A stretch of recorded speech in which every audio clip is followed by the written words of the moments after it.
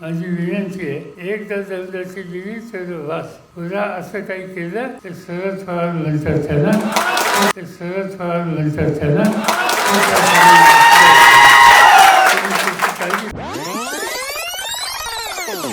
या रस्त्याने मी जात नाही, पण तशी स्थिती कुणी निर्माण केलीच तर त्याला सोडतही नाही.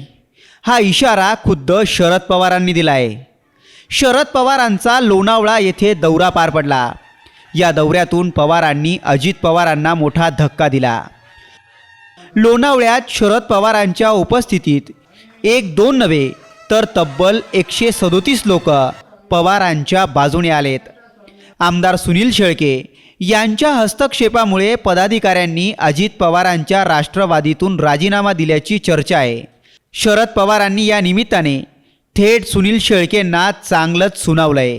काही लोकांनी आमदारांनी आजच्या मिटिंगला तुम्ही येऊ नये यासाठी सुद्धा काही दमदाटी केली. आणखी कोणाला टीका केली म्हणून त्यांनाही फोन करण्यात आला. तुझी गमतीची गोष्ट. लोकसेवेमध्ये एखादी गोष्ट चुकली नेत्याची तर टीका करायची नाही, जाहीर बोलायचं नाही. आणि तसं बोललं तर त्याने दमदाटी. इथे आमदारांनी त्याच्या भकाची दमदाटी झाली. मला त्याने सांगायचे, बाबा रे तू आमदार कोणावर झाला, तुझ्या सगळ्याला इथं फोन आलं होतं.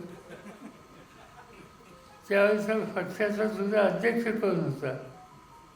फॉर्म भरायला खून चिन्ह यासाठी नेत्याची सही जाते, ती सही माझी आहे. आणि माझ्या सही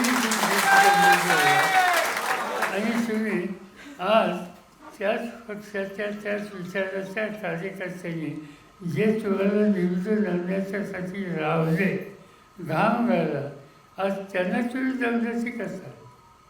माझी विनंती आहे, एकदा दमदाटी दिली तर वास. पुन्हा असं काही केलं तर शरद पवार म्हणतात त्याला. काळजी करू. मी या रस्त्याने कधी जात नाही, पण या रस्त्याने जाण्याची स्थिती कुणी निर्माण केली तर सोडत नाही.